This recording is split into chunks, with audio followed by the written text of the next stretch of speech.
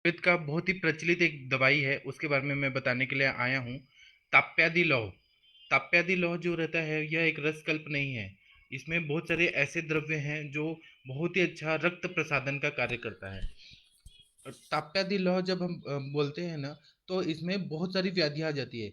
आप लोग को यह मालूम होगा कि रक्त धातु जो है उसको सुश्रुत संहिता में एक ऐसा मेन प्रधान दोष की तरह माना है। रक्त धातु जो रहता है वह शरीर में जीवन का कार्य करता है। तो रक्त का प्रसादन करने के लिए, रक्त का अच्छा क्वालिटी का आरबीसी बनाने के लिए, हीमोग्लोबिन बनाने के लिए अगर कोई दवाई की आवश्यकता पड़ने लगी थी, तो फिर ताप्यादि लौह का प्रयोग किया जाने लगा। ताप्यादि लौह जो है यह एकदम अच्छा क्वालिटी का रक्त धातु बनाता है, मतलब अच्छे रक्ताणुओं को निर्मित करता है। और इसके वजह से शरीर में जो यह रहता है, खून की कमी हो जाती है, पांडुता आ जाती है, एनीमिया हो जाता है। हर तरह के एनीमिया में यह ताप्यादि लौह अगर दिया जाए अनुपान बदल बदल के, तो इसका बहुत ज्यादा फायदा होता है। और जहां जहां रक्त के वजह से बीमारियां हुई हैं, जैसे हम लोग कोई भी देखते हैं, जैसे रक्त पित्त देखते हैं, तो वहां पर भी ताप्यादि लौह का प्रयोग अगर हमने दुर्वा स्वरस के साथ किया, वासा स्वरस के साथ किया, तो ताप्यादि लौह का वहां भी रक्त पित्त में भी बहुत ज्यादा फायदा होता है। फिर उसके बाद में जहाँ दाह हो रहा है, बर्निंग सेंसेशन हो रहा है बहुत ज्यादा ज्वर में, पित्त ज्वर में, वहां भी हमने ताप्यादि लौह को दाड़िमावलेह के साथ दिया या दाड़िम के स्वरस के साथ दिया, बहुत अच्छा फायदा होता है। अगर हमने विसर्प रोग में, विसर्प रोग में आप लोगों को पता है कि चार दुष्य होते हैं, त्वचा रक्त मांस लसिका। इसमें जो रक्त धातु है यह बहुत ज्यादा दूषित हुआ रहता है और पित्त दोष का प्रकोप ज्यादा हुआ रहता है, इसलिए बर्निंग सेंसेशन बहुत ज्यादा रहता है विसर्प रोग में, और तुरंत ही फैलता है। उसमें भी ताप्यादि लौह का प्रयोग किया जाए तो बहुत ज्यादा दाह और पाक, ये सारे कंडीशन में बहुत ज्यादा फायदा होता है। उसके बाद में पित्तज कुष्ठ रहता है, जैसे औदुंबर कुष्ठ रहता है, औदुंबर कुष्ठ में भी दाह पाक, लालिमा और बहुत ज्यादा तकलीफ होती है, बर्निंग बहुत ज्यादा हो रहा होता है, उसमें भी ताप्यादि लौह का बहुत ज्यादा प्रयोग होता है।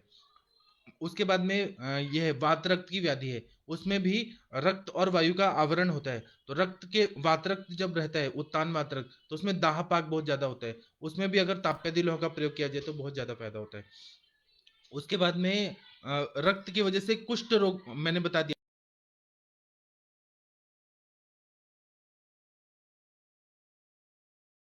प्रयोग बहुत अच्छा होता है।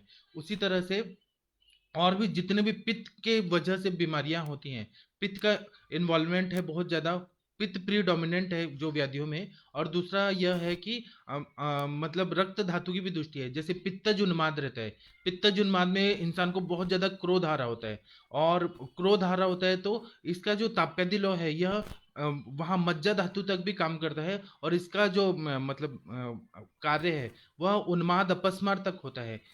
आगे मैं बताने वाला हूँ विस्तार से, तो आप लोग सुनते रहिए। अब ताप्यादि लौह जो है ना, वो चरक संहिता में पांडुरोगाधिकार में, पांडुरोगाधिकार में चरक संहिता में योगराज करके बताया है। उसके बाद में अष्टांग हृदय में भी योगराज करके यह मेडिसिन का नाम बताया है। तो अष्टांग हृदय में ताप्यादि लौह के बारे में क्या बताते हैं वह पहले सुनते हैं, फिर उसके बाद में विस्तार से चर्चा करते हैं, और क्लिनिकल एक्सपीरियंसेस क्या हैं यह मैं आप लोगों से शेयर करने के लिए आया हूँ। तो ताप्यादि लौह के बारे में ऐसा बताया है कि ताप्यादि जतुरप्यार अयोमलाः पंचपलाः पृथक् चित्रक त्रिफलाव्योष विडंगै पालिकैः सह शर्करा अष्टफलोन्मिश्रा चूर्णिता मधुना धृता। इसका मतलब यह है, अष्टांग हृदय में पांडु रोगाधिकार में यह बताया है कि त्रिफला लेना है, फिर त्रिकटु लेना है, फिर चित्रक लेना है, वायुविडंग लेना है। यह सारे द्रव्य जो लेते हैं वो 2.5-2.5 तोला तक लेना है। उसमें नागर मुस्ता जो रहता है, नागर मुथा, वह 1.5 तोला लेना है। उसके बाद में पिपली मूल लेना है, देवदार लेना है, दारू हरिद्रा लेना है, दालचीनी, चव्य, शिलाजित, फिर स्वर्ण माक्षिक भस्म। यह सब रक्त प्रसादन करने वाले द्रव्य देखिए कितना अच्छा है। रौप्य मतलब चांदी का भस्म है, लौह भस्म है, ये सभी द्रव्य है वो 1 तोला लेना है। फिर मंडूर 2 तोला लेना है, और जो चीनी है, चीनी है वो 32 तोला लेना है। तो इसको सबको एकत्र करके सूक्ष्म चूर्ण करके खलना है, और खलने के बाद ना इसका फिर गोली बना देना है। तो इस तरह से ताप्यादि लौह बनता है। ताप्यादि लौह अगर आप लोग टेस्ट करेंगे ना तो वो मीठा लगता है, क्योंकि उसमें चीनी की मात्रा है। इसमें फिर से कंटेंट देखिए कितना अच्छा है। तो त्रिफला है, त्रिकटु है, फिर चित्रक है, वाइविडंग है, ये सभी 2.5 तोला लेना है। उसके बाद में मुस्ता लेना है, वह भी 2.5 तोला लेना है। पिपली मूल, देवदार, दारू हरिद्रा, दालचीनी, चव्य, शिलाजीत है, अब ये जो भी द्रव्य है ना, शिलाजित जो रहता है वह क्लेद का शोषण करता है, मूत्रल रहता है, उसका प्रयोग यहाँ पर किया गया है। फिर स्वर्ण माक्षिक वो रक्त का प्रसाधन करता है। चांदी भस्म जो रहता है वो रक्त का प्रसाधन करता है। फिर मेंसेस को अच्छा रेगुलेट अच्छा करता है, मस्तिष्क के लिए अच्छा होता है। लौह जो है वो आप लोगों को पता है कि वो लौह कण जो रहता है वो यकृत के लिए अच्छा रहता है, रक्तवत स्रोतस के लिए अच्छा होता है। और फिर रक्त का मतलब रक्त की वृद्धि करता है। यह सभी एक तोला लेना है। फिर मंडूर भस्म, अभी लौह भस्म और मंडूर भस्म ये किस तरह से बनाते हैं आप लोगों को पता है। जो लौह भस्म रहता है वो डायरेक्ट लोहे को गर्म करके शोधन मारण करके बनाते हैं। जो मंडूर बनाते हैं वो जब लोहे को जंग लग जाती है तो वो जो जंग लगा हुआ पार्ट है उसको कूट के और फिर शोधन मारण करके मंडूर भस्म बनता है। तो मंडूर भस्म जो रहता है ना वो ऑक्सीडाइज जो आयरन रहता है उससे बना हुआ रहता है। तो मंडूर भस्म जो रहता है वो ज्यादा इफेक्टिव रहता है, मतलब रक्त बढ़ाने में मंडूर भस्म का ज्यादा इफेक्टिव रहता है। और दूसरा है कि मंडूर भस्म से मतलब कम कॉन्स्टिपेशन जैसा विबद्धता होने का कम चांसेस रहता है। लौह भस्म जो रहता है वो ज्यादा कॉन्स्टिपेशन करता है। तो इसीलिए ना लौह भस्म जब देते हैं तो हम त्रिफला, हरितकी या एरंड तेल जरूर देते हैं, अनुलोमक द्रव्य जरूर देते हैं। मंडूर भस्म जो रहता है ना वो कम कॉन्स्टिपेशन करता है, तब भी हम सेफ्टी के लिए क्या करते हैं कि त्रिफला वगैरह डालते हैं। अब ताप्यादि लौह में ऐसी योजना की है कि त्रिफला भी डाला हुआ है, त्रिकटु भी डाला है, चव्य भी डाला है, पिपली, चित्रक, वायुविडंग, पिपली मूल, ये सारी दवाइयां दीपन पाचन करने वाली है, आम का भी पाचन करेंगी। और रसगत आम रहता है, रक्तगत आम रहता है, मतलब धातुगत जो आम रहता है, ये कितना सूक्ष्म विचार किया गया है कि धातुगत आम अगर रहे तो उसको भी ठीक करना है और वहां की अग्नि को प्रदीप्त कर देना है। तो इससे क्या होगा कि रस अच्छा बनेगा, आहार रस से मतलब रस धातु अच्छा बनेगा। फिर रक्त धातु अच्छा बनेगा, रक्त धातु अच्छा बनेगा और उसका सारा अशुद्धि जो है उसमें जो उष्णता, तीक्ष्णता और जितना कचरा उचरा है सबको पचा के और वो प्यूरिफाई कर देगा। इस तरह से ताप्यादि लौह इतना डिटॉक्सिफिकेशन करने वाला मेडिसिन है, रक्त धातु को अच्छा करने वाला मेडिसिन है। इसके बाद में इसका ना मात्रा ऐसा बताया है अष्टांग हृदय के हिसाब से 1 से 3 गुंजा। जबकि इसमें आयुर्वेद प्रकाश नाम का ग्रंथ है, उसमें 3 3 रत्ती की गोली बनाने को बोली है। जो काल में जैसी अग्नि होती थी, जैसे चरक संहिता में जो शिलाजित का मात्रा बताया है, तो चरक संहिता में 7 तोला का मात्रा बताया कि उतना 7 तोला खाना चाहिए। आज के जमाने में 7 तोला कोई शिलाजित का सेवन नहीं कर सकता। तो जो काल में जैसी अग्नि थी उस हिसाब से डोजेस बताए गए। अभी जो है 3 3 रत्ती की गोलियां भी बना दे या 1 से 3 गुंजा की गोलियां बना दे तो वह भी अच्छा रहता है, वो मतलब डाइजेस्ट हो जाता है। उसके बाद में गुणधर्म क्या बताया है अष्टांग हृदय में, तो पांडु रोगम विषम कासम, मतलब पांडु रोग सबसे फर्स्ट बीमारी है। तो पांडु रोग अनीमिया में बहुत अच्छा काम करता है। पांडु रोगम विषम कासम, विष रोग जो रहते हैं, मतलब कोई विष का सेवन हो रहा है, गर विष का सेवन हो रहा है या दूषी विष का सेवन हो रहा है, तो ये ना क्या करता है डिटॉक्सिफाई करता है, ब्लड को प्यूरिफाई करता है। दूसरा यकृत का कार्य जो है, आप लोगों को पता है लीवर जो रहता है वह रंजक पित्त से रस को रक्त में कन्वर्ट करता है। दूसरा लीवर जो रहता है वो डिटॉक्सिफिकेशन का कार्य करता है, सारे जो भी विष होते हैं उसको डिटॉक्सिफाई करता है, तो यहाँ विष पे भी काम करता है।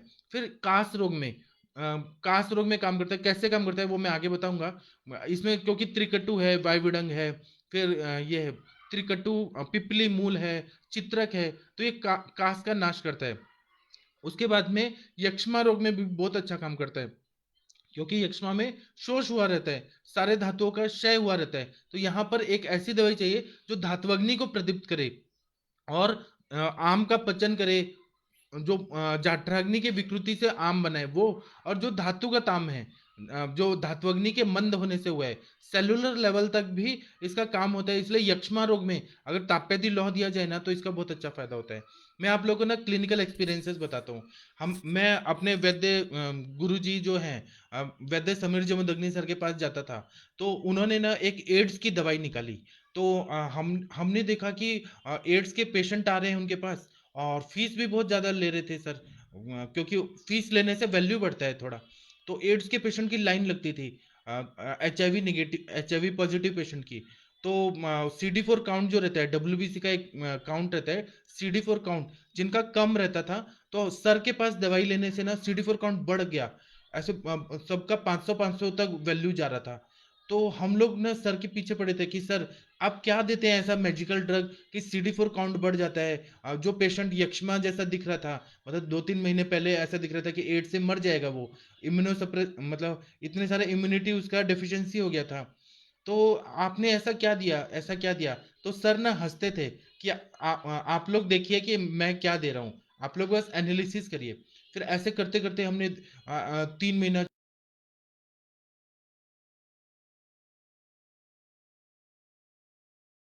पेशेंट में फायदा होने लगी। तो हमने सर से पूछा कि सर आपने क्या दिया था, आज तो बता दीजिए, जब फ्री टाइम था तो सर ने क्या बोला कि एड्स के पेशेंट को हमने कैसे, मतलब सर ने कैसे अभ्यास किया। देखिए वो एक वैद्य हैं, और मतलब एक तरह से साइंटिस्ट हैं और रिसर्चर हैं हमारे वैद्य समीर जमदग्नि सर। तो उन्होंने क्या बोला कि एड्स के पेशेंट जब आते हैं, तो मैंने क्या देखा कि वातज हृदरोग के पेशेंट हैं, मतलब वातज हार्ट डिजीज के पेशेंट है, उसके बाद में वातज विसर्प के पेशेंट है, वातज गुल्म के हैं, वातज ज्वर के हैं, मतलब सारे वातज वातज ही हैं। वातज रक्त पित्त की संप्राप्ति दिख रही है, वातज छर्दी के दिख रहे हैं, वातज वातरज वात रक्त जैसा और वातज ही है। फिर वात वाला विसर्प रोग है, वात वाला कुष्ठ रोग है, वात वाला श्वास है, उसमें वातज कास है, सारा वात वात वाला है। तो मैंने क्या किया कि पूरा वाग्भट संहिता निकाला, अष्टांग हृदय निकाला, और वातज वातज सारे सिम्टम्स देखे, और हर वातज व्याधि में जो चिकित्सा बताई है वो सारे मेडिसिन को कलेक्ट किया मैंने। तो जैसे वातज हृदरोग में जो जो दवाइयां बताई हैं वह एक पेपर पे लिख दिया, वातज ग्रहणी में जो लिखे हैं वह एक पेपर पे लिख दिया, फिर वातज विसर्प में जो लिखे है वह लिख दिया, वातज कुष्ठ में है वो सब कर दिया। ये सारे जितने भी वाग्भट में जितने भी डिजीज हैं, वातज विष विष का अगर प्रकोप होता है तो क्या क्या होता है, उसमें जो मेडिसिन बताइए वह सब ले लिया, सारा लिस्ट बन गया। फिर उसके बाद में कॉमन कॉमन निकालने लगे कि जो रिपीट हो रहा है, बार बार रिपीट हुआ है, वह सारा रिपीट होते हुए जो सबसे मैक्सिमम आ रहे थे वो सबको कलेक्ट किया। वो कलेक्ट करते करते एक दवाई बनी, उसको सर ने देना शुरू किया। क्योंकि वातज हृदरोग भी था, तो ये वातज हृदरोग में भी काम कर रहा था, वातज ग्रहणी में भी काम करता है, ऐसे कॉमन कॉमन दवाइयां आ रही थी। मतलब जैसे त्रिफला है तो हरितकी है, तो इसमें भी काम हो रहा है, उसमें भी काम हो रहा है, इसमें भी काम हो रहा है, इस तरह से सारा कलेक्ट करते गए। फिर उन्होंने पेशेंट को देना शुरू किया, सारे का रिजल्ट आ रहा था। तो फिर सर ऐसे पढ़ते पढ़ते पढ़ते पढ़ते एक बार उन्होंने ये देखा कि ये क्या दवाई है, कौन से दवाई से मैच हो रहा है। तो उनको पता चला कि ये योगराज जो है, पांडु रोग में योगराज है, जो ताप्यादि लौ है, वो सारे कंटेंट मैच हो रहे हैं। तो तब से सर का एक फॉर्मूला बन गया, एड्स में ताप्यादि लौह देने से CD4 काउंट बढ़ता है और पेशेंट का इम्यूनिटी बूस्ट होता है। तो यह सर का एक फॉर्मूला बन गया। इसके पीछे ये एक अगर मैं हमने बता दिया कि सर ने एड्स के लिए ताप्यादि लौह देते हैं, CD4 काउंट बढ़ता है, तो आपको ये करने के लिए सर का 10 साल का तपश्चर्या है उसमें, मतलब उन्होंने इतना मेहनत किया, इतना मेहनत किया, पेशेंट का पूरा क्लिनिकल स्टडी किया, फिर मेडिसिन निकाला, फिर दिया, कितना मेहनत किया सर ने, तब सर का एक फॉर्मूला बना, तो ये ताप्यादी लॉ बना। अभी सर आ रहे हैं परसों, तो आप ये चीज पूछिएगा सर से कि एड्स में ताप्यादी लॉ का आपने किस तरह से फॉर्मूला निकाला, तो सर अच्छे से बताएंगे। मुझे यह बस बताना है कि जो यक्ष्मा रोग में यहाँ बताया है अष्टांग हृदय में, वो परफेक्ट है। ऐसे ही एड्स के पेशेंट रहते हैं, ट्यूबरकुलोसिस के पेशेंट रहते हैं, और ताप्यादी लौह देने से फायदा होता है। फिर विषम ज्वर जो रहता है, विषम ज्वर जो रहता है, धातुगत ज्वर रहता है, जिसमें संतत सतत तृतीयक अन्य सतत सतत अन्यदुष तृतीयक चतुर्थक ज्वर जो रहता है, रसगत ज्वर, रक्तगत ज्वर, मांसगत ज्वर, मेदोगत, अस्थि मज्जागत जो ज्वर रहते हैं, उसमें भी ताप्यादी लौह देने से बहुत ज्यादा फायदा होता है। फिर कंठ रोग जो रहते हैं उसमें बहुत ज्यादा फायदा होता है। फिर प्रमेह रोग रहते हैं, विशेषकर पित्तज प्रमेह में बहुत अच्छा काम करता है। फिर सर्वांग शोथ रहता है, सर्वांग शोथ में क्या रहता है कि रस धातु और रक्त धातु अच्छा नहीं बन पाता है, अग्नि मंद रहता है, और इसलिए एक्स्ट्रा सेलुलर फ्लूइड जो रहता है वो पूरे बॉडी में फैल जाता है, और स्वेलिंग आती है बहुत ज्यादा। और पांडु रोग जो रहता है उसका कॉम्प्लिकेशन, मतलब पांडु रोग का उपद्रव क्या संहिताओं में बताया है, तो शोथ रोग बताया है, वो ग्रंथों में बताया है। तो अगर हमने पांडु रोग को भी ठीक करना है और शोथ को भी ठीक करना है, तो ताप्यादि लौह दिया ना, तो सारी संप्राप्ति, शोथ की संप्राप्ति को भंग कर देता है, अग्नि को अच्छा कर देता है, और रस रक्त अच्छा बनने लगता है। और दूसरा क्या होता है कि धातुओं में जो शिथिलता आई है वह सब अच्छे से होने लगता है, मतलब धातुओं को बल मिलता है, बल मिलने से ना ये शोथ रोग ठीक हो जाता है। उसके बाद में श्वास रोग में ये बहुत अच्छा काम करता है, क्योंकि त्रिकटु वगैरह है, मरीच है, पिपली है, शुंठी है, चव्य है, चित्रक है, फिर वायविडंग है, ये सारी दवाइयां जो है श्वास में भी काम करती हैं। उसके बाद में अरोचक जब व्याधि रहती है, जिसमें अग्निमांद्य रहता है और खाने का जीभ में टेस्ट नहीं आता है, अरुचि बहुत ज्यादा रहती है, उसमें ताप्यादि लौह आप लोग देंगे तो बहुत अच्छा फायदा होता है। फिर विशेषाद अपस्मारम, अगर अपस्मार की व्याधि होती है, जिसको फिट्स आ रहा है, बहुत ज्यादा मिर्गी के झटके आ रहे हैं, तो इसका व्याप्ति कहां तक है कि अपस्मार मनोवस्त्रोतस तक इसका काम होता है। क्यों होता है? क्योंकि इसमें शिलाजित और रौप्य भस्म का इसमें ज्यादा इफेक्ट होता है। रौप्य भस्म जो होता है वो मस्तिष्क के जितने भी नर्व्स हैं, और आप लोगों को पता है कि नर्व्स के जितने सेंटर्स रहते हैं, ब्रोकास एरिया रहता है, और जहाँ पे इमोशंस वगैरह रहते हैं, फिर जितने भी नर्व्स रहते हैं ना, वो सबको ये ताकत देता है रौप्य भस्म। इसलिए ना अपस्मार व्याधि में इसको जब देते हैं तो सच में आप लोग करके देखिए, सारे पेशेंट का बहुत अच्छा रिजल्ट आता है। उसके बाद में कामला रोग जो रहता है, जॉन्डिस, उसमें जो रुत्पत कामला रहेगा या बहुपित्त कामला रहेगा, वहां पर पित्त का शमन करना बहुत जरूरी है। तो यह क्या करते हैं, शीत वीर्यात्मक दवाई है, रसकल्प नहीं है। इसमें जो चीनी डाला है बहुत ज्यादा मधुर रसात्मक, फिर उसके बाद में रौप्य भस्म है, स्वर्ण माक्षिक है, तो ये पित्त का शमन कर देती है। तो अपने आप ऑटोमेटिकली कामला रोग जो रहता है वो ठीक हो जाता है। फिर अर्श रोग जो रहता है, अर्श रोग क्या रहता है, तो उसमें क्या रहता है कि dilated rectal veins, dilated rectal veins रहते हैं। तो उसमें डायलेटेशन क्यों आया है? क्योंकि रक्त जो है वह अच्छे से सर्कुलेट नहीं हो रहा है, अग्निमंद है, और मल संचिति बहुत ज्यादा है, और बैठने की वजह से एक जगह पे बैठे बैठे रहने की वजह से कोई भी वजह से डायलेटेशन हो जाता है और अर्श हो जाता है। तो यह क्या करता है कि रक्त वाहिनियों को बल देता है, और ट्यूनिका इंटरना एक्सटर्ना मीडिया, उनको ये बहुत अच्छा ताकत देता है, इलास्टिसिटी बढ़ा देता है। इलास्टिसिटी बढ़ जाएगा तो बवासीर जो रहता है, खूनी हुआ मतलब स्त्रावी अर्श हुआ या शुष्क अर्श हुआ, दोनों में रक्त संचरण अच्छा करेगा, तो उसमें फायदा करेगा। इसी तरह से इसमें तो और ज्यादा नहीं बताया, अष्टांग हृदय में इतना ही बताया, लेकिन वेरिकोज वेन्स जब रहता है उसमें भी बहुत ज्यादा काम करता है। जब कभी कभी खून की नली जो रहती है वो ऐसे सिकुड़ जाती है, जिसको जैसे ब्रेन में जा रही है, तो जुगुलर वेन वगैरह जो आ रही है, कहीं भी शरीर में जितना भी है, तो वो सब जो ये हो जाता है, सिकुड़ने लगते हैं, तो एनुरिज्म उसको बोलते हैं वो कंडीशन को। एनुरिज्म में भी ये क्या करता है कि ट्यूनिका इंटरना एक्सटर्ना मीडिया को ताकत दे देता है और ब्लड सर्कुलेशन अच्छा कर देता है। तो अल्टीमेटली क्या होता है कि उसमें भी काम करता है। फिर डीप वेन थ्रोम्बोसिस जो बीमारी रहती है, जिसमें डीप वेन जो रहती है, सेफनियस वेन जो पैरों की रहती है, उसमें थ्रोम्बोस्ट हो जाते हैं, और वहां ऐसी संप्राप्ति होती है कि ब्लड सर्कुलेट नहीं होकर क्लॉट होने लगता है, और उसमें डर रहता है कि हार्ट अटैक ना आ जाए, क्लॉट हार्ट में न चला जाए। वैसी कंडीशन में भी इसका फायदा होता है। और जो भी ब्लड वेसल से डिजीजेस से, ब्लड वेसल से रिलेटेड डिजीजेस हैं, जैसे पक्षाघात होता है, ब्रेन हिमरेज हो गया और पैरालिसिस हो गया, उसमें भी ताप्यादि लॉ का प्रयोग किया जाए, बहुत अच्छा फायदा होता है। अब हम ना एक एक व्याधि लेते हैं और उस पर डिस्कस करते हैं। ताप्यादि लौह जो है ना, इसका मुख्य कार्य जो है, पहले अष्टांग हृदय में क्या बोला कि पांडु रोग पे बहुत अच्छा काम करता है। जब एनीमिक कंडीशन होती है, तो मेगालोब्लास्टिक एनीमिया हो गया, आयरन डेफिशिएंसी एनीमिया हो गया, सिकल सेल एनीमिया हो गया, हर तरह के एनीमिया में यह क्या करता है कि रक्त धातु को प्रसादन कर देता है, बहुत अच्छा करता है, रस धातु को भी अच्छा करता है, रक्त धातु को भी अच्छा करता है। पांडु रोग में क्या होता है कि शरीर का जो रंग होता है वो फीका पड़ जाता है। जब पित्तवर्धक आहार विहार का सेवन किया जाए, तो क्या होता है कि अंदर ही अंदर ना स्वेदन होने लगता है, पित्त बढ़ने की वजह से, उसकी वजह से पूरा अंदर का जो पानी है वो निकलने लगता है, और शरीर में रुक्षता बढ़ जाती है, और ओज का नाश होता है, स्नेह का नाश होता है। उसकी वजह से जो चेहरा है वो बहुत मलिन हो जाता है, फीका पड़ जाता है। ऐसा होता है भेक वर्ण, मतलब जिस तरह से मेंढक होता है उसका कलर होता है, उस तरह का चेहरा और पूरा शरीर में हो जाता है। जो नाखून रहते हैं वो सफेद हो जाते हैं, जीभ भी सफेद हो जाता है अग्निमंद की वजह से। आंखें स्क्लेरा रहती है, वो भी बहुत ज्यादा ऐसे दिखते हैं कि पेल हो गई हैं खून की कमी की वजह से। पेशेंट को चक्कर वगैरह बहुत ज्यादा आ रहा होता है।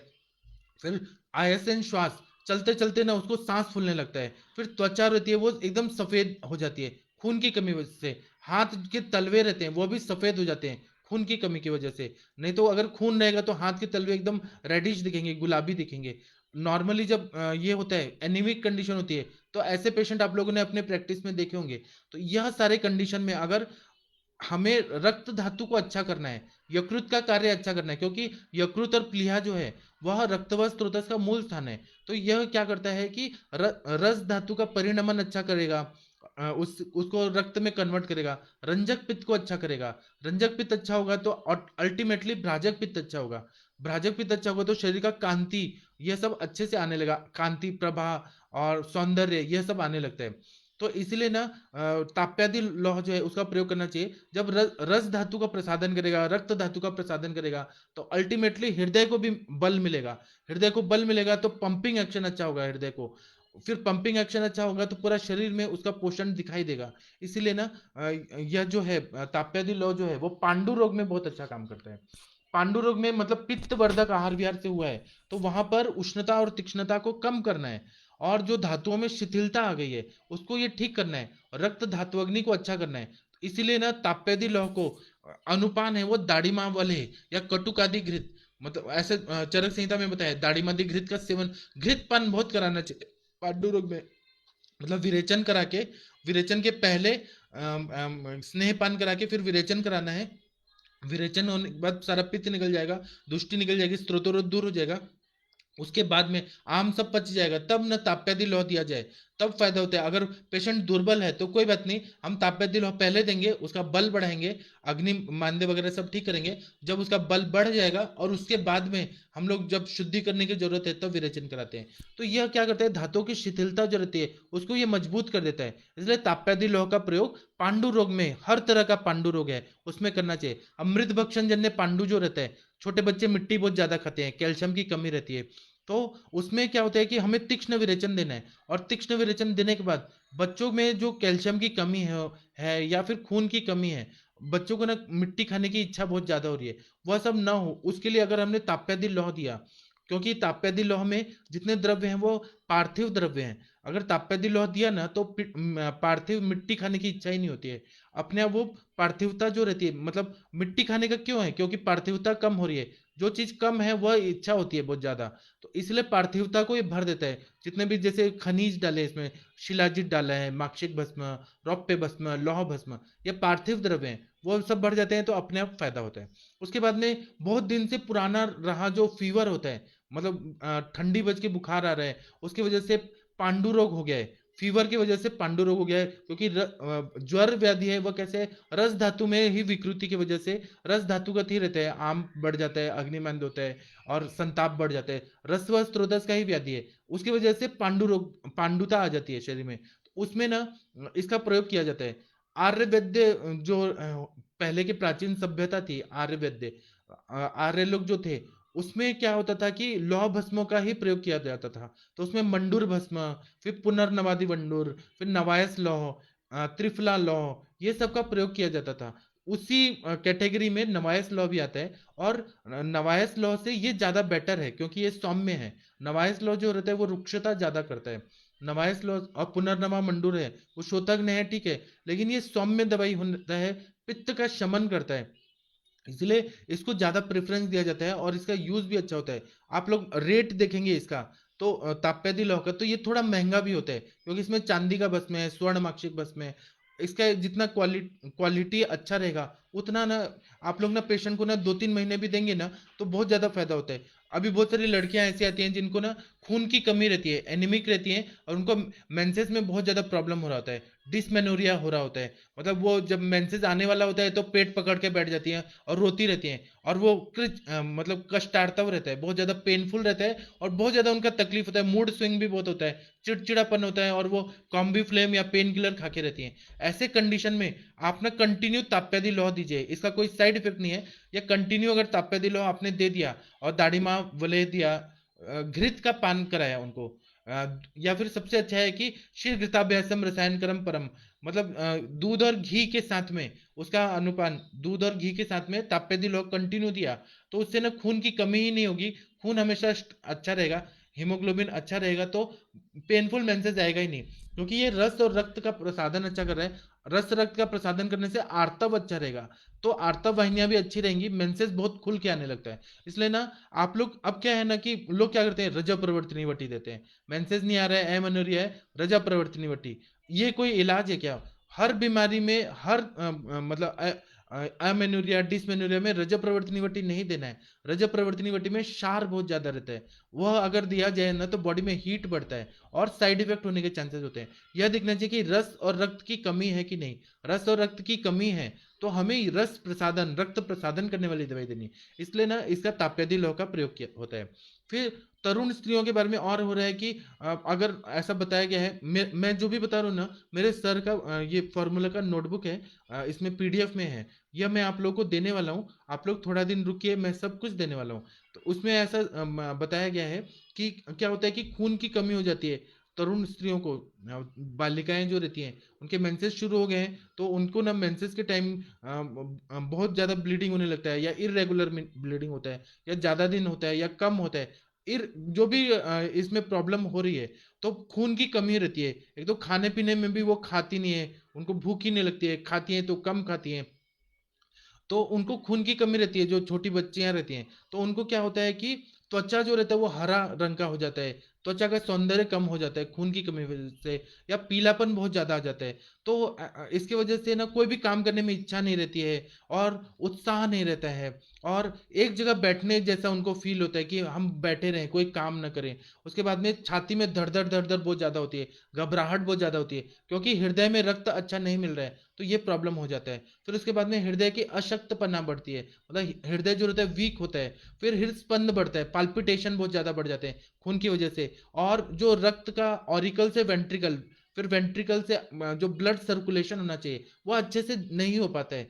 और फिर हाथ पैर वगैरह जो रहती है उसमें ना स्वेलिंग आया रहता है। अक्षिकुट शोथ ऐसा एक सिम्टम बताया, यह भी सिम्टम पांडुता में की वजह से होता है। जब मेंसेस का प्रॉब्लम रहता है, खून की कमी होती है, जो छोटी बच्चियां रहती हैं, फिर उसके बाद में थोड़ा भी खाए ना तो पेट फूल जाता है उनका। उसके बाद में दिन भर ढकार आता है, मेंसेस टाइम पर नहीं आते हैं, ये बहुत सारे कंडीशन होते हैं। और फिर क्या होता है ना, उनको हर चीज में चिड़चिड़ चिड़चिड़ बहुत ज्यादा होता है, पढ़ाई करने जाएंगे तब भी चिड़चिड़ चिड़चिड़ होगा। उसके बाद में उनको ना कोई काम करने में इंटरेस्ट नहीं आता है, और उसका इफेक्ट आता है कि उनके स्टडीज में भी बहुत इफेक्ट आता है। ऐसे सारे कंडीशन जो रहते हैं उसमें ताप्यादी लो अगर दाढ़ीमा वलय के साथ दिया, या अशोका रिष्ट के साथ दिया, या द्राक्षा रिष्ट के साथ दिया तो बहुत अच्छा फायदा होता है। ये सारा कंडीशन आप लोग को ना एनालिसिस करना चाहिए कि यहाँ पर रस और रक्त धातु अच्छे से नहीं मिल पा रहा है, इसलिए ये सारे कंडीशन आ रहे हैं। उसके बाद में जो छोटे बच्चे रहते हैं उनको मिट्टी खाने की बहुत आदत रहती है, तो मिट्टी खाने की वजह से मृद भक्षण जन्य पांडु रोग हो जाता है। तो उसमें क्या होता है कि मृदु विरेचन पहले देना चाहिए। जैसे आप लोगों ने बाल हरितकी जो रहता है वह दे दिया, हरितकी चूर्ण दे दिया, त्रिफला दे दिया, थोड़ा सा घी के साथ दे दिया। उसके बाद में जब मिट्टी निकल जाती है उसके बाद में अगर ताप्यादि लोहा अगर आपने दिया, या चरकोक्त जो योगराज है वह अगर दिया ना तो बहुत ज्यादा फायदा होता है। फिर कृमि जन्य पांडु रोग रहता है, मतलब पेट में कीड़े पड़े हुए हैं, जो वर्म्स पड़े हैं, तो उसमें हमें उसकी वजह से क्या होता है कि पेट में कीड़े पड़ते हैं ना तो हृदय में धड़ धड़ बहुत ज्यादा हो जाती है, नाड़ी जो रहती है पल्स रेट बहुत ज्यादा बढ़ जाता है। फिर उनको ना बहुत ज्यादा बेचैनी होती है। जो शौच होता है, मल प्रवृत्ति जो होती है वो बहुत ही ऐसे आम युक्त रहती है, झागदार होती है, आंव पड़ा हुआ रहता है बच्चों को। उसके बाद में कृमिजन्य पांडु रोग के बारे में बता रहा हूँ। जो कृमिजन्य पांडु रोग होता है, जो पेट में कीड़े पड़े हैं और उसकी वजह से खून नहीं बन रहा है, उसकी वजह से क्या होता है, कभी उनको वॉमिटिंग होती है, कभी लूज मोशन होता है, उनका स्वास्थ्य अच्छा नहीं होता है, बच्चे बहुत वीक रहते हैं। माता पिता खिलाते हैं उनको, भरपेट खिलाते हैं, लेकिन बच्चे बहुत कमजोर रहते हैं, उनकी हड्डियां भी कमजोर रहती हैं। थोड़ा भी भागेंगे दौड़ेंगे तो वो थक जाते हैं बहुत ज्यादा। उसके बाद में उनको ना नींद बहुत आती है, थकावट बहुत ज्यादा रहती है, रात को भी सोते हैं तो उनका नींद पूरा नहीं हो पाता है, पढ़ाई में भी मन नहीं लगता, कंसंट्रेशन नहीं होता। कृमि जन्य पांडु रोग जब रहता है तब ये होता है। तो ऐसे सारे कंडीशन में इसको इलेबोरेट करें तो और बहुत टाइम लगेगा। तो एक एक व्याधि को, क्योंकि मैंने पेशेंट देखे हैं, तो फिर ना वो इलेबोरेट करने में बहुत टाइम लगेगा, तो थोड़ा मीडियम मीडियम करके मैं बता रहा हूँ। तो ऐसमें कृमिघ्न दवाइयां देनी है, जैसे कृमि कुठार रस, कृमि मुदगर रस, कृमिघ्न गण के दवाइयाँ, या विडंगा रिस्ट, ऐसे दवाइयाँ दे के फिर ताप्यादी लोह दिया तो वो जितना भी खून की कमी है वह अच्छा हो जाता है। और कृमिजन्य पांडु रोग, कृमि को निकाल देना है, और उसके बाद में यह ताप्यादी लोह का योजना किया तो बहुत अच्छा फायदा होता है। ताप्यादी लौह में लौह भस्म है और स्वर्ण माक्षिक भस्म वगैरह है, तो यह यकृत का शक्ति का वर्धक है, पाचक है, दीपन है। तो इसकी वजह से क्या होता है कि यकृत में जो भी हिपेटाइटिस हो गया है, या सिस्ट हो गया है, लीवर में सिस्ट हो गया है, या फिर लीवर का कैंसर हो गया है, लीवर का सेरोसिस हो गया है, हिपैटोमेगैली हो गई है, लीवर की जितनी भी बीमारियां हैं उनमें हम लोग आरोग्यवर्धिनी का ही विचार करते हैं कि कोई भी बीमारी है उसमें आरोग्यवर्धिनी दे। लेकिन आरोग्यवर्धिनी जो रहती है ना वो कैसी है, वो है दवाई। लेकिन अगर ताप्यादी लौह को हमने इस तरह से सोचा कि अगर हमने रस और रक्त को अच्छा किया है, रस और रक्त अच्छा ब्लड जाएगा और डिटॉक्सिफाइड मतलब अच्छा हुआ रक्त अगर जाएगा तो जितना भी इन्फेक्शन है उसको ये नष्ट कर देगा। ऐसा सोच के अगर हम देंगे ना और कार्यकारी हो जाएगा। तो आरोग्यवर्धिनी के साथ में ताप्यादी लौह दिया जाए, ताप्यादी लौह का एक अलग ही महत्व है। जो ये रस और रक्त का प्रसादन करता है वो आरोग्यवर्धिनी नहीं करेगा। आरोग्यवर्धिनी जो रहता है वो पचन अच्छा करेगा, फिर मतलब सारकिट विभाजन अच्छा करेगा, पक्वाशय से मल निकालेगा, आरोग्य अच्छा करेगा। उसका कार्य क्षेत्र अलग है। जिस तरह से आप लोगों ने देखा होगा कि एक प्रधानमंत्री होते हैं, प्रधानमंत्री पूरे देश की बारे में सोचते हैं। फिर उसके बाद में जो मुख्यमंत्री होते हैं वो एक राज्य के बारे में सोचते हैं। सबका कार्य क्षेत्र अलग होता है। तो इसका मतलब ये नहीं है कि उनका कार्य जो है वो छोटा है, इनका कार्य बड़ा, छोटा बड़ा ऐसा नहीं है। कार्य जो रहता है वो अलग अलग बांटे हुए रहते हैं। उसी तरह से जो ये रहते हैं आरोग्यवर्धिनी का कार्य अलग होता है, ताप्यादि लौह का अलग कार्य होता है। तो यह ना यकृत को शक्ति बढ़ाता है। उसके बाद में जब ये होता है कामला रोग जैसे हो गया, कोई भी लीवर का पैथोलॉजी हो गया ना, तो फिर जो यूरिन आता है वो पूरा पीला आने लगता है, पूरा शरीर में पूरा पीलापन पीलापन आ जाता है। तो उसकी वजह से मतलब पित्त जो रहता है उसका जो कार्य रहता है वो नहीं हो पाता है। फिर बहुत ज्यादा मतलब ये वीकनेस वगैरह आता है। कामला के सारे सिम्टम को अगर हमने यह दिया ताप्यादी लौह दिया तो उसको ये ठीक कर देता है। अन्न में अरुचि है तो उसको ये ठीक कर देगा। अग्निमांद्य क्योंकि ये दीपन पाचन भी है, रस रक्त को भी बढ़ा रही है, तो ये दीपन पाचन भी है। तो यह और सौम्य दवाई है, पित्त का शमन कर रही है, बहुत अच्छा शमन कर रही है। अब आरोग्यवर्धिनी जो दवाई है ना वो थोड़ा लेखन करने की तरफ जाती है, और यह कैसे है, शमन करने की तरफ जाती है। तो इसीलिए ना इसका प्रयोग बहुत अच्छा होता है। और क्या करते हैं कि ताप्यादी लौह को अगर हमने कामला रोग में देना है तो एरंड पत्ता, एरंड का पत्ता होता है उसका रस निकाल के ताप्यादी लौह दिया तो कामला रोग में बहुत ज्यादा फायदा होता है। या मूली का अगर रस निकाल के हमने दिया, या कुल्थी के रस के साथ दिया, तो कुल्थी आप लोगों को पता है, कुलत्थ उसका दाल होता है, उसके साथ दिया तो बहुत अच्छा फायदा होता है। या कच्चा मूली होता है उसका स्वरस निकाल के और उसके साथ अगर दिया तो बहुत अच्छा फायदा होता है। और इसके साथ में विरेचन करने वाली दवाइयां जैसे आरगवद है, आरगवद का जो ये अंदर की मज्जा होती है उसका क्वाथ दे दिया तो स्त्रंसन कार्य करेगा, और स्त्रंसन करेगा तो पित्त निकलते जाएगा और रस रक्त का प्रसादन होगा। अपने आप जो ये लीवर है वो पूरी तरह से ठीक हो जाता है। इसलिए ताप्यादी लौह का यहाँ महत्व रहता है। इसके बाद में ग्रंथों में ऐसा बताया है, विशेष गुणधर्म में ऐसा बताया है सब जगह कि विशेषात हन्नति अपस्मारम कामलाम गुदजानी चा, मतलब अपस्मार रोग में बहुत अच्छा काम करता है। जब मिर्गी के झटके आ रहे हैं,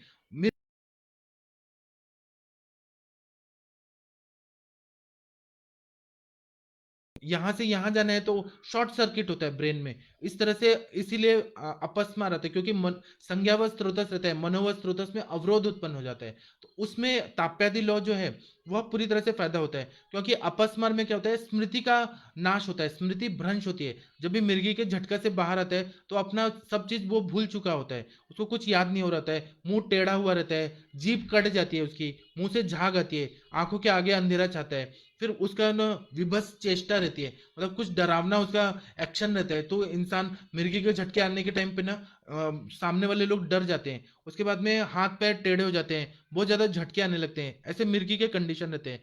और भी बहुत सारे कंडीशन रहते हैं।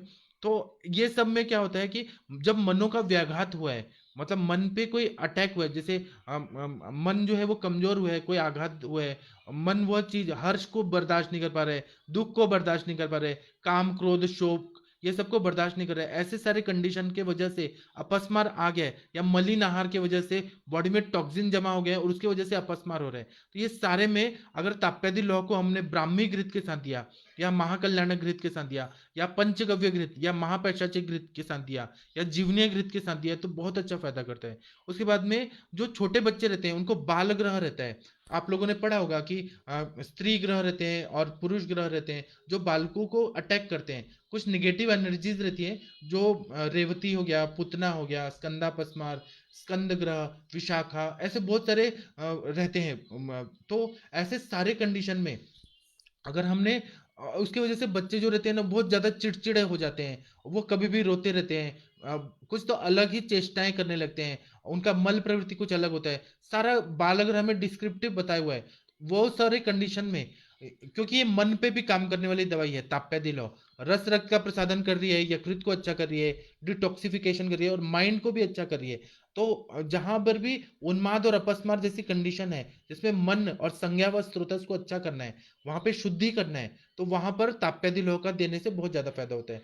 फिर इसमें शिलाजित है, तो शिलाजित क्या करता है कि मूत्र में जो क्षारता ज्यादा रहती है, क्षारीयपना अगर ज्यादा है तो उसको ये ठीक कर देता है। तो शिलाजित जो है वो मूत्रल है, आम पाचक है, रक्त का दुष्टि को दूर करता है, शरीर में जो जमा हुए जितने भी विष है उसको ये दूर कर देता है, क्षार जो है उसको अच्छे तरह से निकाल देता है। तो मतलब कैसे भी करके ना यह ना क्या करता है कि यूरिन जो है उसको क्लियर कर देता है, मूत्र की शुद्धि कर देता है, किडनी से फिल्ट्रेशन जो होना चाहिए नेफ्रॉन से वह अच्छे से होने लगता है। इसलिए बहुत सारे जो मूत्र रोग रहते हैं, मतलब मूत्र की विकृति से होने वाले जो रोग हैं वह सबको ये ठीक कर देता है। कभी कभी ऐसे आप लोगों ने देखा होगा कि लीवर के फंक्शन अगर अच्छे नहीं होते हैं तो यूरिक एसिड बढ़ जाता है, अमोनिया बढ़ जाता है, अमोनिया ज्यादा रहेगा ब्रेन में तो इंसान पागल जैसे प्रलेप प्रलापक ज्वर जैसे कंडीशन आ जाते हैं, या यूरिया बढ़ गया तो यूरिया की वजह से कोमा आने की तकलीफ रहती है। कभी कभी शुगर ज्यादा बढ़ गया और उसके वजह से ब्रेन में अगर गया तो डायबिटिक कोमा जैसे कंडीशन आते हैं। तो मतलब मूत्र जो रहता है उसका अच्छे से क्लीनिंग होना जरूरी है, और उसमें क्षारता रहे, अम्लता है, वो बैलेंस होना बहुत जरूरी है। इसीलिए ना जब हम शिलाजीत युक्त ताप्यादी लौह देते हैं तो उसके वो पूरे अच्छे से यूरिनरी सिस्टम को अच्छा कर देता है, इसलिए उस तरह से फायदा होता है। और यही कार्य प्रमेह रोग में भी होता है। प्रमेह पीड़िकाएं जब होती हैं जैसे गैंग्रीन हो गया या फिर डायबिटिक वुंड हो गया, उसमें भी मूत्र को अच्छे से निकालना और धातुओं में जो शिथिलता आ गई है उसको ठीक करने के लिए जो शिलाजित है, रौप्य भस्म है, माक्षिक भस्म है, यह सब क्या करता है कि डिजेनरेटिव चेंजेस आ रहे हैं और सड़न हो रही है, कोथ हो रहा है, वह सबको ये ठीक करता है। इसलिए और रस रक्त का प्रसादन अच्छा करके अच्छी तरह अच्छा ब्लड का सर्कुलेशन कर रहा है, जब अच्छा ब्लड जाएगा तो हीलिंग करने की ताकत रहती है। इसलिए यह प्रमेह पीड़िका में अच्छा काम करता है, कोथ में अच्छा काम करता है, गैंग्रीन, हर तरह के प्रमेह के जो कॉम्प्लिकेशंस होते हैं। जैसे मैंने अपने प्रैक्टिस में क्या किया है कि कुछ पेशेंट को डायबिटिक मैकुलोपैथी हो गया, मतलब अंदर मैकुला जो रहता है आइस के अंदर वो ना डैमेज हो रहा था, तो उनमें मैंने जो भी सप्तामृत लौ है, वृहत वास्कदी कषाय है, उसके साथ में ताप्यादी लौ दिया। तो सच में आप लोग बिलीव नहीं करेंगे, 3 महीना में पेशेंट को ना दिखाई देने लगा, पूरा मैकुला जो था वो क्लीन हो गया। क्यों? क्योंकि रस और रक्त का प्रसादन करने वाली दवाई ताप्यादी लौ दिया था मैंने। उसके बाद में डायबिटिक रेटिनोपैथी होता है, डायबिटिक न्यूरोपैथी होता है, फिर डायबिटिक के वजह से किडनी फेलियर होता है, डायबिटिक न्यूरोपैथी, न्यूरोपैथी मतलब नर्व्स डैमेज होने लगते हैं, गैंग्रीन होने लगता है। हर कंडीशन में मतलब डायबिटीज बीमारी कैसी है कि कच्चा आम रहता है, पहले कच्चा रहता है, फिर पकता है, फिर सड़ता है। भले आप इंसुलिन ले रहे हैं या मेटफॉर्मिन और ग्लिमिप्रेड जैसे दवाइयां ले रहे हैं, नॉन इंसुलिन डिपेंडेंट जो डायबिटीज रहता है मेलाइटस, उसमें भी सड़न जरूर होती है। पेशेंट जो रहता है वो थक जाता है, सेक्स फटीग रहता है, उसको इरेक्टाइल डिसफंक्शन रहता है, मतलब उसको सेक्स करने में ना इरेक्शन ही नहीं होता, ध्वज भंग होता है।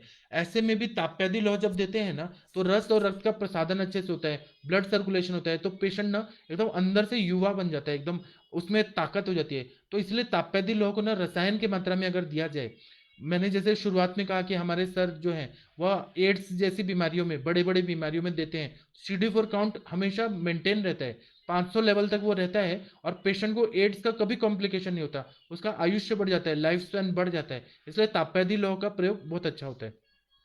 उसके बाद में क्या होता है कि पूरा शरीर में अगर कंडू हो रहा है, खुजली बहुत ज्यादा हो रही है, पूरा शरीर में दाने दाने निकल रहे हैं, पूरा शरीर में रैशेस आ रहे हैं, फिर बहुत पेशेंट को ऐसे खुजली हो रही है और बहुत बड़े बड़े मतलब जैसे शीत पित्त जैसा हो रहा है, पित्ती हो रहा है, तो वैसे सारे कंडीशन में इंसान ना बहुत पागल हो जाता है, खुजला खुजला के, कंघी से खुजलाता है, नाखून से खुजलाता है, और इतना उसको तकलीफ होने लगती है, झटके आने लगते हैं, मतलब बार बार उसको ये होने लगता है कि मुझे बार बार खुजली क्यों हो रही है, पूरा बॉडी में खुजली होती है। तो एलोपैथी के डॉक्टर्स क्या देते हैं, एंटी हिस्टामिनिक ड्रग देते हैं, एविल देंगे, सेट्रिजिन देंगे, ऐसे सब द्रव्य देते हैं, इंजेक्शन देते हैं, लेकिन वो परमानेंट ठीक नहीं होता। जब ताप्यादी लौह दिया जाता है तो ये रस और रक्त का प्रसादन करता है, रस का जो कफ है, क्लेद है, अब खुजली क्यों आ रही है, तो कि क्लेद की वजह से आ रही है, ज्यादा पानी है, विकृत पानी है, वो त्वचा के अंदर संचित है, और उसकी वजह से खुजली आ रही होती है। और ऊपर से क्या होता है कि भ्राजक पित्त विकृत हुआ रहता है, उसके बाद में कफ दोष जो है, विकृत कफ त्वचा के पास रहता है, तो ये सारा चीज क्लीन कर देती है।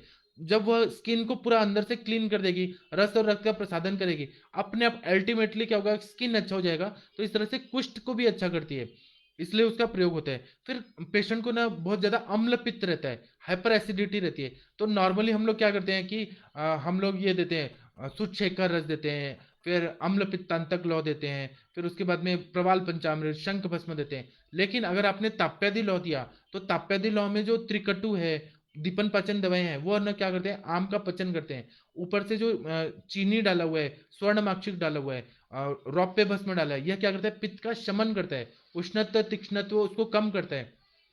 और जहां पानी बहुत ज्यादा है, तो वहां पर अगर आपने मिट्टी डाल दिया, तो क्या होगा, पानी को सूख लेगा। उसी तरह से अगर द्रव गुण से अम्ल पित्त बढ़ा हुआ है, द्रव गुण ज्यादा है, हाइपर एसिडिटी हो रही है, तो वहां पर ये पार्थिव द्रव्य वाला अगर ये हमने डाल दिया, पार्थिव और तेज महाभूत प्रधान द्रव्य हैं, मतलब इसमें तीखे द्रव्य हैं सारे, मतलब कटु रसात्मक है और पार्थिव द्रव्य है। कटु रसात्मक में आग्नेय महाभूत रहता है, तेज महाभूत रहता है। ऐसे द्रव्य जब रहते हैं ना, तो पांच भौतिक के हिसाब से देखें, तो जहां द्रव गुण से बढ़ा हुआ है और सामता है, तो उसको ये पचा देगा, आम का पचन करेगा, स्त्रोतोरोध को दूर कर देगा। और दूसरा क्या है कि रस और रक्त का प्रसादन करेगा, यकृत को अच्छा कर देगा। जब यकृत अच्छा होगा, तो पित्त का प्रोडक्शन जो है विकृत वो होगा ही नहीं। पित्त जो है, एक्स्ट्रा जो वेस्ट है, वो रोज का रोज मल द्वार से, मल से निकलते रहेगा। और फिर इस तरह से अम्ल पित्त को ये ठीक कर देता है। क्या होता है, नहीं तो अम्ल पित्त रहा तो पेट फूल जाता है, उल्टी आती है, जी मिचलाता है दिन भर, सर दर्द होता है, गले में जलन हो रही होती है, छाती में जलन हो रही होती है, एपिगैस्ट्रिक रीजन में पेन हो रहा होता है। लोग एंटासिड खा खा के परेशान हो गए होते हैं। फिर वो ज्यादा बढ़ते हैं तो गैस्ट्राइटिस होता है, पेप्टिक अल्सर होता है, फिर ड्यूडिनल अल्सर होता है, और बढ़ गया वो तो क्रॉन्स डिजीज होता है, अल्सरेटिव कोलाइटिस हो जाता है, दुनिया भर की बीमारियां होती है। उसमें अगर ताप्यादि लौ दिया, तो यह पित्त का शमन कर देगा, रस रक्त का प्रसादन कर देगा, यकृत को अच्छा कर देगा। अल्टीमेटली ये सारे, इतना सारा बीमारी को ये ठीक कर देता है। उसके बाद में जब बद्ध कोष्ठ रहता है या नलाशित वायु रहती है, आप लोगों ने देखा होगा, नाभि सरक जाना है, ऐसा लोग बोलते हैं, नाभि सरक गया तो उसकी वजह से कॉन्स्टिपेशन हो गया या डाइजेशन का प्रॉब्लम हो गया। नाभि विज्ञान भी एक बहुत बड़ा विज्ञान है, भारतीय आयुर्वेद का एक मतलब पार्ट है। उसकी वजह से क्या होता है कि कोष्ठ में ना विष की संचिति होती है, पेशेंट को पेट साफ नहीं हो रहा होता है, तो उसमें क्या होता है कि पेशेंट क्या करता है, विरेचक औषध लेता है, मतलब जैसे पेट सफा लेगा, कायम चूर्ण लेगा, या फिर इच्छा विधि लेगा, या कटु पटोलादि कषाय लेगा, एरंड तेल लेगा, या डल्कोलेक्स एलोपैथी की दवाई लेगा, क्रिमेफिन लेगा, विरेचन दवाइयां ही लेगा। वो ये नहीं सोचता है कि इंटेस्टाइन को बल देने वाला कुछ दवाई चाहिए, जो मतलब इंटेस्टाइन को बल मिलेगा तो अपने आप ही मल निकलना चाहिए। तो ये ताप्यादिलो अगर दिया गया, ताप्यादिलो को घृत के साथ अगर दिया गया, तो ये जो भी इंटेस्टाइन है, इंटेस्टाइन की जितनी भी ये है ब्लड वेसल्स, उसका सर्कुलेशन अच्छा कर देता है। जब सर्कुलेशन अच्छा होगा, तो जब वो पूरा अवयव ही अच्छा हो रहा है, एनाटॉमिकली ठीक हो रहा है, उसकी वजह से पेरिस्टाल्टिक मूवमेंट है, वो पूरी तरह से अच्छे हो जाते हैं। पूरी तरह से अच्छे होंगे तो बद्धकोष्ठता भी ठीक हो जाएगी, उसका कॉन्स्टिपेशन भी ठीक हो जाएगा। इस तरह से विचार करके अगर मेडिसिन को दिया गया, तो फिर ना विरेचक दवाई जिंदगी भर में कभी नहीं लेनी पड़ेगी उसको। उसके बाद में अगर बीपी बढ़ा हुआ है, ब्लड प्रेशर बढ़ा है, जैसे पोर्टल हाइपरटेंशन हो जाता है, या सिस्टमिक ये बीपी बढ़ जाता है, उसमें भी हमें ना रक्त का प्रसादन करना बहुत जरूरी होता है। क्योंकि बीपी बढ़ा है तो क्या है, रक्त का रक्त और पित्त दोनों बढ़े हुए हैं, और उसमें द्रवता बहुत ज्यादा बढ़ी है, तो रक्त वाहिनी फूटने का डर रहता है, हिमरेज होकर पैरालिसिस होने का डर रहता है। उसमें भी ताप्यादि लोहा अगर दिया जाए, तो बहुत ज्यादा फायदा होता है। फिर पक्षाघात जैसी बीमारियां रहती हैं, जिसमें पैरालिसिस होता है, रक्त वाहिनी फट जाती है, इश्चिमिक चेंजेस आते हैं, या हिमरेज होता है। तो इश्चिमिक चेंजेस आ रहे हैं, इसका मतलब क्या है कि वहां पर क्षयात्मक संप्राप्ति है, ब्लड सर्कुलेशन नहीं हो रहा है, और उसके वजह से इश्चीमिया हो रहा है। या फिर हार्ट में भी होता है मायोकार्डियल इन्फेक्शन, उसमें भी ब्लड सर्कुलेशन रुक जाता है, ऑक्सीजन नहीं मिल पाता है, तो वो पार्ट जो है वो ड्राई हो जाता है। तो उसमें ना हृदय दवाइयाँ, ब्रेन में जो ये मेद घृत है, जैसे ब्राह्मी घृत हो गया, नरसिंह रसायन हो गया, या फिर बहुत सारे चरक संहिता में घृत बताए, आमलकी घृत हो गया, या फिर त्रिफला घृत हो गया, ये सब के साथ में अगर ताप्यादी लौह दिया जाए तो इस्चेमिक चेंजेस 100% ठीक होता है। आप लोग ना ये दे के देखिए, 6 महीना दीजिए और इस्चेमिक चेंजेस पूरी तरह से ठीक होते हैं, मैंने देखा है। एमआरआई में वो रिपोर्ट्स में पूरा नॉर्मल हो गया है। एलोपैथी में उसका इलाज नहीं है, लेकिन आयुर्वेद के हिसाब से देखें कि रक्त का प्रसादन कर दिया, अपने आप अल्टीमेटली वो पूरी तरह से ठीक होता है। इसी तरह से कोरोनरी आर्टरीज में ब्लॉकेज है तो हम लोग क्या करते हैं, आम पाचक काढ़ा देते हैं, रस पाचक, रक्त पाचक, मांस पाचक, ऐसी दवाइयां के साथ में ताप्यादी लौह देते हैं। तो जितना भी कोरोनरी आर्टरीज में ब्लॉकेज है या प्लेक फॉर्मेशन है या आर्टेरियोस्क्लेरोसिस हो गया है, वो सारा प्रॉब्लम ठीक हो जाता है। आप लोग ताप्यादी लौह पे भरोसा करिए, बहुत अच्छा फायदा होता है। पक्षाघात का जो एक्यूट कंडीशन होता है उसमें ताप्यादी लौह बहुत अच्छा काम करता है। एकांग वीर रस से भी बहुत अच्छा काम करता है।